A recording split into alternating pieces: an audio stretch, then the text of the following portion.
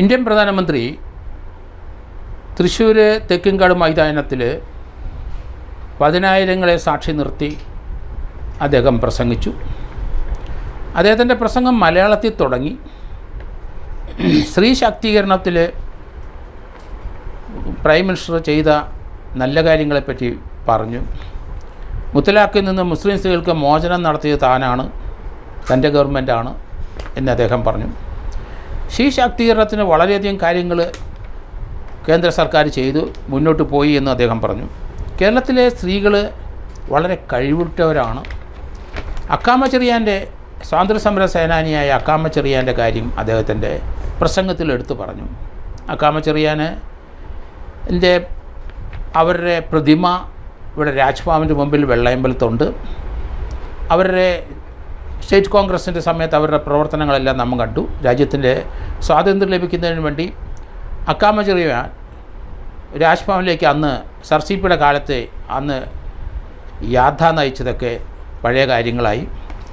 നാഞ്ചിയമ്മയെപ്പറ്റിയും prime minister കേരളത്തിലെ നമ്മുടെ വനമേഖലയിൽ അല്ലേ ട്രൈബായ ഒരു സ്ത്രീ ഗാനഗോകുലമായി മാറിയ കഥ. നാഞ്ചിയമ്മ ഡൽഹിയിലെത്തിയിരുന്നു. ഇന്ത്യൻ പ്രസിഡൻ്റിൽ നിന്ന് അവർ സമ്മാനം വാങ്ങിച്ചു. അപ്പോൾ നാഞ്ചിയമ്മയെ പറ്റിയും പഴയ കാലത്തെ അക്കാമ ചെറിയാനെ പറ്റിയൊക്കെ പരാമർശിച്ചു. കേരളത്തിലെ വനിതാ പ്രതിഭകളെ എല്ലാവരും സ്റ്റേജിൽ അണിനിരത്തിയാണ് അദ്ദേഹം പ്രസംഗിച്ചത്. ഇടതുപക്ഷവും കോൺഗ്രസും ഒരുപോലെ എന്ന് അദ്ദേഹം പറഞ്ഞു. പക്ഷേ അതിനകത്ത് മോഡിയുടെ പ്രസംഗത്തിൽ എടുത്തു പറഞ്ഞൊരു കാര്യമുണ്ട്. കേരളത്തിലെ സ്വർണ്ണക്കടത്ത് കേസ് ആരുടെ ഓഫീസിലാണ് നടന്നതെന്ന് ജനങ്ങൾക്കറിയാം എന്ന് ഇന്ത്യൻ പ്രൈം മിനിസ്റ്റർ പ്രസംഗമധ്യേ പറഞ്ഞു. ക്രിസ്മസ് ദിനത്തിൽ തൻ്റെ മുമ്പിൽ ഇന്ത്യയിലെ മാതാമേലക്ഷേത്രന്മാർ വന്നു ക്രിസ്മസ് ആഘോഷിച്ചു. അവർക്ക് താൻ കേക്ക് സമ്മാനിച്ചു, കേക്ക് മുറിച്ചു. വളരെയധികം സന്തോഷമുണ്ടെന്ന് പ്രൈം മിനിസ്റ്റർ പറഞ്ഞു. അതുപോലെ അവർക്കും ഈ കാര്യത്തിൽ തന്നെ ഒരു വലിയ കടപ്പാടും അവരൊത്തിരി നന്ദിയും പറഞ്ഞിട്ടാണ് പോയതെന്നും ആ ക്രിസ്മസ് കാലഘട്ടത്തിൽ അല്ലെങ്കിൽ ക്രിസ്മസ് ദിവസം ഇന്ത്യയിലെ വിവിധ മതങ്ങളിലെ അധ്യക്ഷന്മാരാണ് തൻ്റെ അടുത്ത് വന്നതെന്ന് അദ്ദേഹം എടുത്തു പറഞ്ഞു. കേരളത്തിലെ 7 ജില്ലകളിൽ നിന്ന് 2 ലക്ഷം പേരോളം തേക്കിൻകാട് മൈതാനത്തിൽ അദ്ദേഹത്തിൻ്റെ പ്രസംഗം കേൾക്കാൻ എത്തുമെന്ന് പറഞ്ഞിരുന്നു.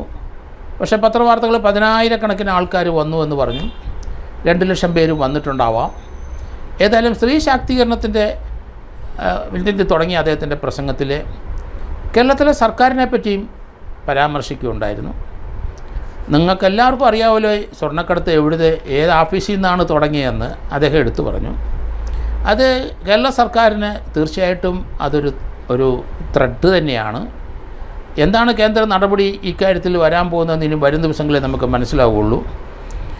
കേരളത്തിലെ അദ്ദേഹത്തിൻ്റെ റോഡ് ഷോയും ആ തേക്കിൻകാടും മൈതാനത്തും 10,000കണക്കിന് സ്ത്രീകളാണ് ഒത്തുകൂടി അദ്ദേഹത്തിനെ കാണാൻ വന്നത്, അദ്ദേഹത്തിൻ്റെ പ്രസംഗം കേൾക്കാൻ വന്നത്.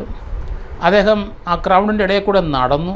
സെക്യൂരിറ്റിക്കാരുടെ കാര്യങ്ങൾ നിറഞ്ഞ് അദ്ദേഹത്തിൻ്റെ ചുറ്റുമുണ്ടായിരുന്നെങ്കിലും അദ്ദേഹം ജനങ്ങളോട് അടുത്ത് നടന്ന് നീങ്ങുന്നത് നമ്മൾ കണ്ടു. ശബരിമലയെ പറ്റിയും അദ്ദേഹം പറഞ്ഞു. ശബരിമല കേരളത്തിലെ സർക്കാർ വളരെ ഉദാസീന മനോഭാവം കാണിച്ചു. അവിടെ വരുന്ന ലക്ഷക്കണക്കിന് ആൾക്കാരുടെ അടുത്ത് സർക്കാരിൻ്റെ കടമ നിർവഹിച്ചില്ല എന്ന് അദ്ദേഹം എടുത്തു പറഞ്ഞു. എന്തായാലും സർക്കാരിനെതിരായിട്ട് ചില പരാമർശങ്ങൾ ഓപ്പണായിട്ട് പ്രൈം മിനിസ്റ്റർ ആദ്യമായിട്ടാണ് പറയുന്നത്. സ്വർണ്ണക്കടത്ത് കേസിൻ്റെ കാര്യമാണ് അദ്ദേഹം എടുത്തു പറഞ്ഞത്. അതിപ്പോഴും അന്വേഷണത്തിലിരിക്കുന്ന കാര്യങ്ങളാണ്.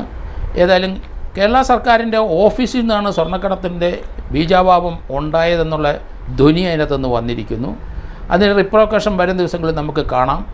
എന്തായാലും പ്രൈം മിനിസ്റ്റർ 4:30 മണിക്ക് ആ ഫംഗ്ഷൻ കഴിഞ്ഞിട്ട് പ്രൈം മിനിസ്റ്റർ നെടുമ്പാശ്ശേരി വഴി പോയിക്കഴിഞ്ഞിരിക്കുന്നു.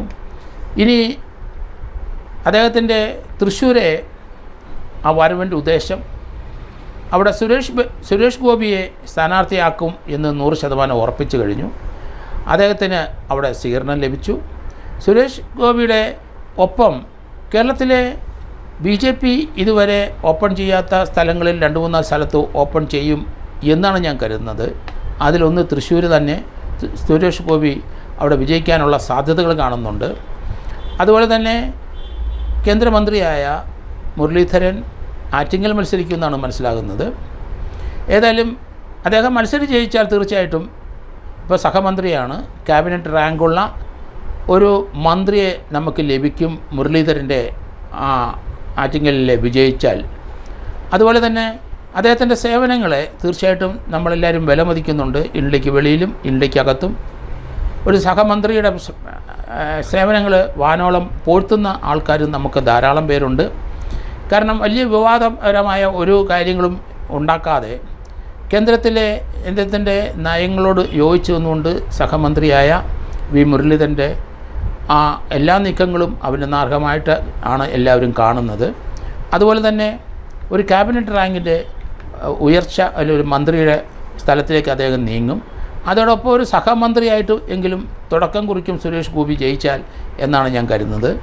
ഏതായാലും ഇലക്ഷന് തൊട്ട് മുമ്പ് ഉള്ള BJPയുടെ നീക്കം ആരംഭിച്ചു കഴിഞ്ഞു, അവരുടെ പ്രചരണം ആരംഭിച്ചു കഴിഞ്ഞു. അടുത്ത ഫെബ്രുവരി 20 ഇലക്ഷൻ തീയതി പ്രഖ്യാപിക്കും എന്നാണ് കരുതപ്പെടുന്നത്.